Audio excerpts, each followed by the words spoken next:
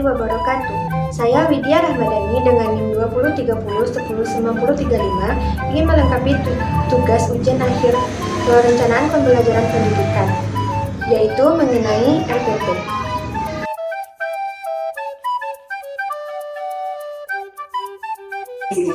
Assalamualaikum warahmatullahi wabarakatuh.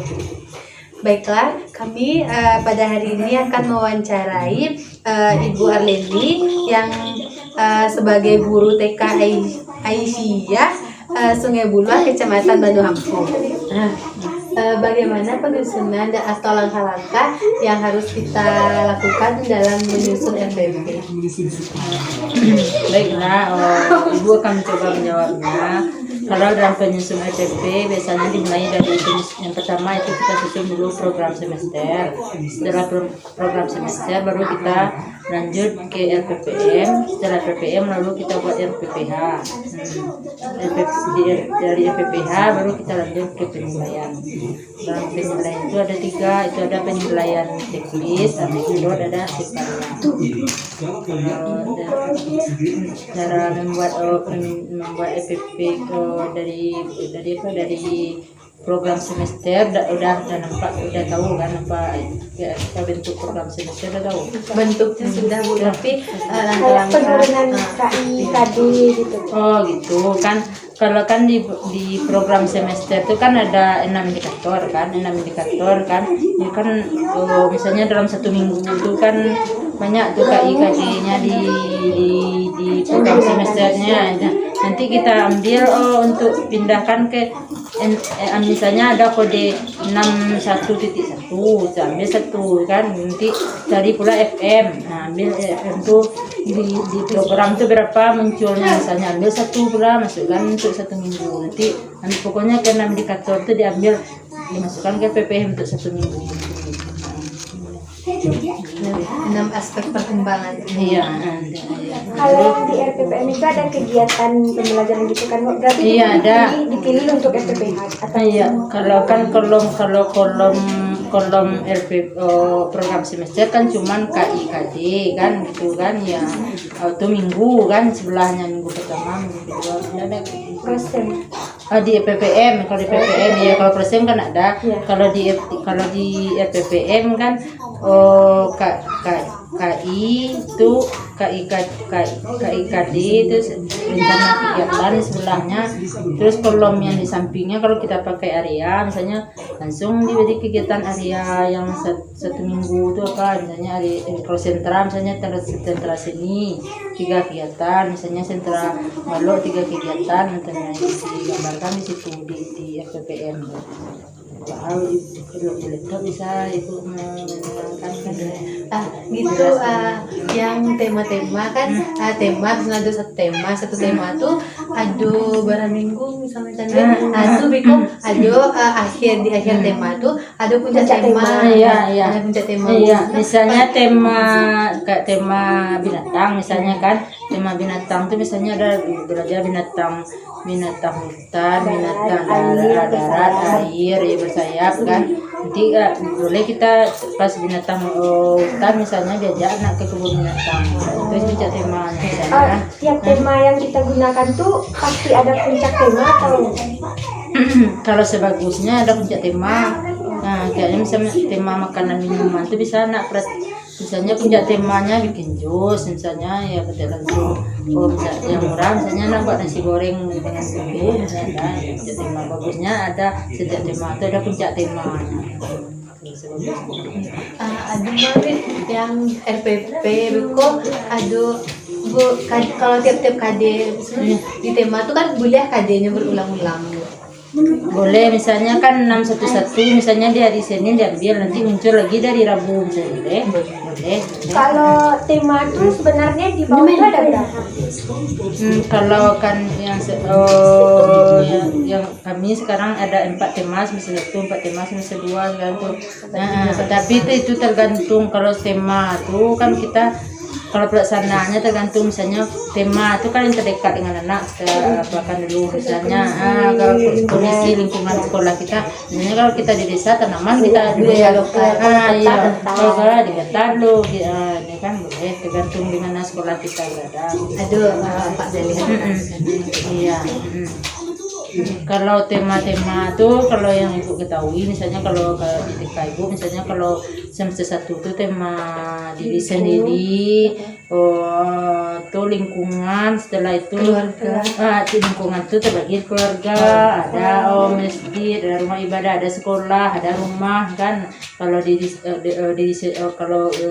apa tentang diriku tuh ada identitas diri, ada kesukaan, makanan kesukaan namanya kan itu temanya. Yang menentukan tema tuh guru kok di sekolah itu aja atau gimana? Nah, kalau biasanya tema tuh ya tergantung sekolah tadi kan. Nah, misalnya ada misalnya kalau di TK ibu kan biasanya karena anak baru itu kami sebenarnya diri sendiri dulu kan dikenalkan. Identitas anak dulu kan dikenalkan. Terus setelah itu biasanya kami itu 3 minggu itu diri sendiri itu identitas diri itu identitas diri sudah itu apa lagi itu kesukaan misalnya kesukaan itu sudah itu panca indera karena panca indera itu kan. Nah, baru nanti masuk ke tema lingkungan tuh yang terdekat dulu rumah, sudah rumah sekolah, sudah sekolah tuh lingkungan rumah, keluarga rumah sekolah ibadah ada 4 lingkungan. Kalau tanaman nanti banyak ada berapa tuh 4 juga ada. Tanaman hias. Hias, tanaman umbi, tambian, Biji-bijian. ya banyak tanaman buah kan sayur-sayuran. Binatang nanti ada binatang ternak, ada binatang hutan. Jumlahnya dalam satu semester itu 17 minggu. Di semester 2 tetap sama 17 minggu. 17 minggu kan. Ya, memang minggu efektif di TK itu 17 minggu. 17 minggu ya.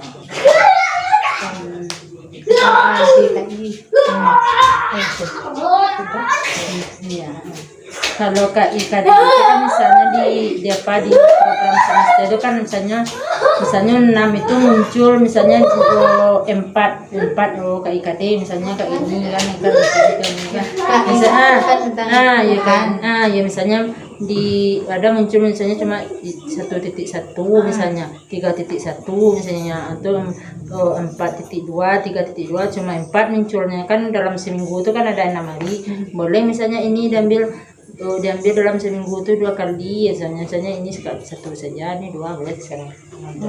Kayak kita menentukan proses itu kan ada KD-nya di dalam proses itu kan Bu. Iya. Kayak misalnya tema diriku, misalnya kita tuh mau ngambil nilai agama dan moralnya yang nentuin tuh KD yang kita ambil tuh kita sendiri atau gimana? Kalau biasanya itu kalau perubahan semester itu udah ada tuh. Dari pemerintah. Iya. Tuh tinggal menurunkan ke PPM, PPH aja lagi. Iya, RPPH itu kalau di sekolah ibu buatnya per hari atau udah disusun di awal semester? Disusunnya di awal semester, tapi kalau mengetik mendalam itu per minggu dari Sabtu kan kerjakan tuh hari Senin ya dari untuk kalau bisa kalau misalnya untuk hari Selasa dikerjakan di hari Senin kan ya itu. RPPH itu ibu gunakan tuh yang manual atau yang kayak tabel-tabel gitu? Yang ditulis di depan tulisan. Iya. Kalau di sekolah ibu enggak yang manual ke bawah gitu misalnya misalnya di atas materi di bawah materi kegiatan misalnya baru inti pembuka inti penutup nanti di bawah ada penilaiannya 1 hari itu digambarkan di kolom kan ya. Tapi kalau manual kalau sama tuh lebih menyerah. Iya, lebih paham. Iya, kalau pada tabel. Iya, tabel kayak ribet sebenarnya kalau model PPH itu banyak kan. Yang manual ada yang tabel kan. Terserah sekolah ini mana yang bagusnya ya tinggal gurunya ya. Mana yang mudah kita mengaplikasikan untuk mengajar kan. Terserah. Kalau ke penilaian udah belajar belum? Oh iya, penilaian nggak asesmen. Iya. Kalau penilaian si karya kan dari kegiatan inti anak tadi kan. Nah inti itu kan misalnya kayak anak ada kalau misalnya kalau pelajaran sentra kayak misalnya dulu di sekolah kan sentra persiapan. Kalau persiapan itu kan kita cuma mengajarkan anak tentang persiapan anak calistung, kita membaca dan berhitung kan.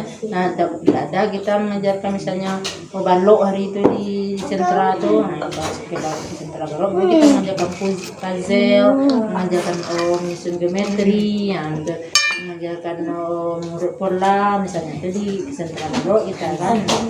Misalnya kalau di seni nanti misalnya kayak menggunting, melipat, mewarnai, ke sini kita kan gitu. Nah, jadi kalau si karya itu kegiatan inti anak yang 3 tuh, kegiatan inti itu kita masukkan nilai ke si karya, kita di foto misalnya kan, nah dimasukkan nanti misalnya nilai kan ada 4 kan, BB kan, ada BB, MB, BSH, BSB. Ada 4 kan.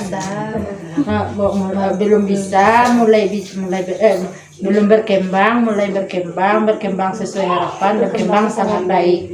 Kan ada 4. Jadi itu tuh checklist. Nah, itu kalau penilaian checklist tuh gini, kan dari 6 indikator tuh kan misalnya 6 aspek. Nah, dari 6 tuh misalnya anak di lokal tuh berapa orang? Misalnya ada misalnya ada 10, biasanya kalau di TK kan 12. Nah, kan misalnya si Andi misalnya dalam 6 tuh dapat nilai BSH, misalnya si Ani misalnya MB mulai berkembang baru kan. Nah, kita buat ada kolom-kolomnya nanti itu. Ada kolom-kolomnya. Kalau anekdot kan misalnya kalau anekdot tuh kalau dulu kan penilaian anekdot tuh kalau dulu atau belum aja kan anak yang misalnya yang susah, yang kalau sekarang enggak semua kegiatan tuh ada anekdotnya kan. Misalnya anak tuh dalam bermain dia seperti menolong teman, misalnya masukkan ke anekdot luar kan, misalnya boleh di pas inti di dalamnya dia bagus dalam mengerjakan, boleh aja dimasukkan ke anekdot.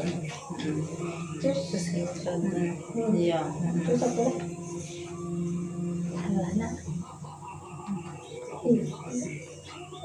Mungkin hanya itu. Terima kasih Bu atas penjelasannya. Iya, sama-sama.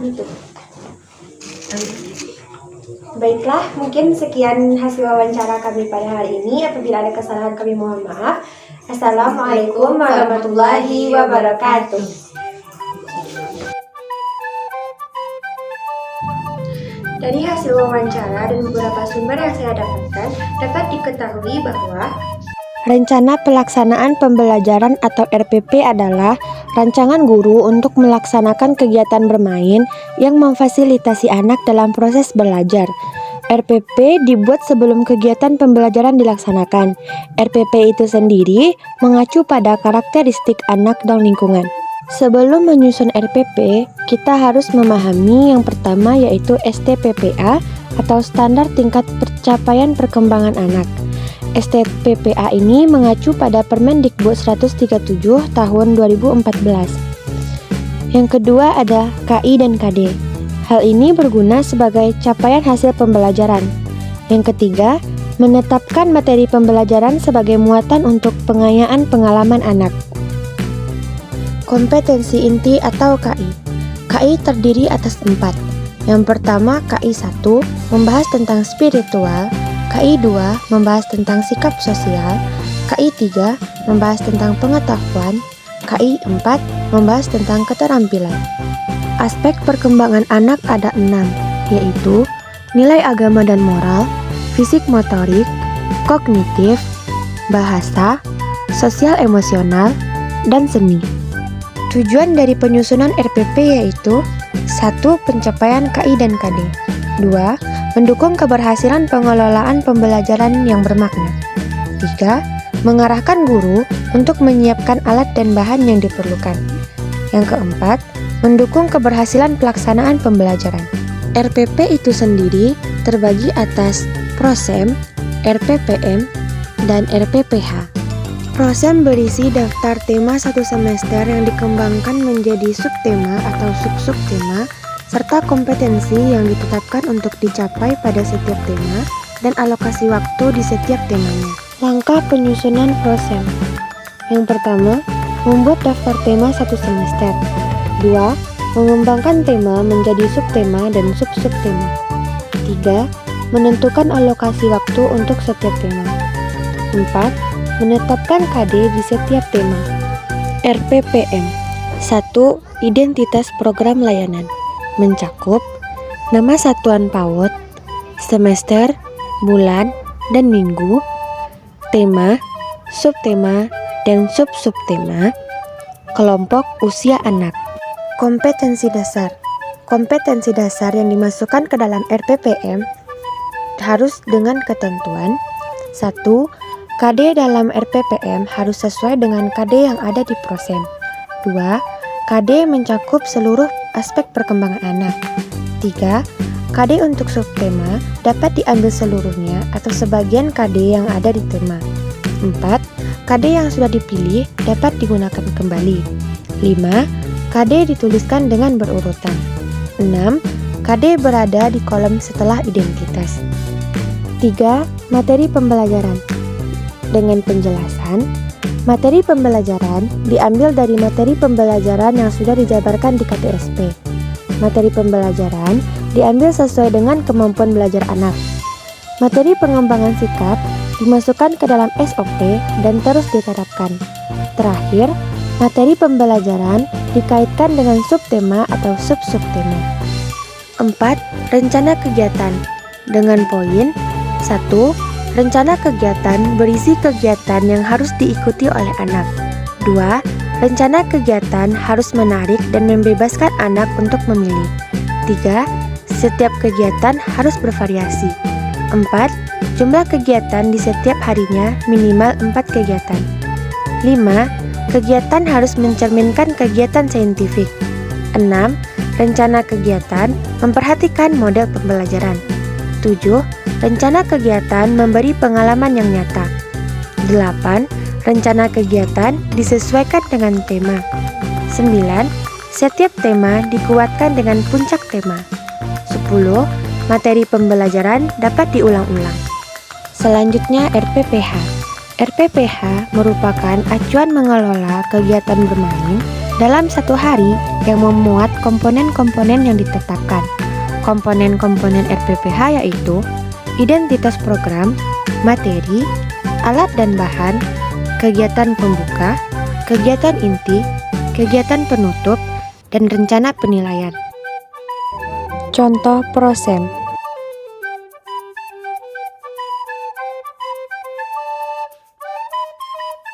Contoh RPPM.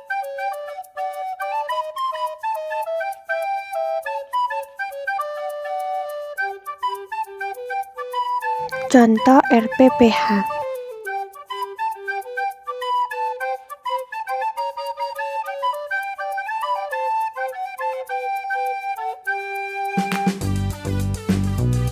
Sekian penjelasan saya tentang RPP. Apabila ada kesalahan saya mohon maaf. Assalamualaikum warahmatullahi wabarakatuh.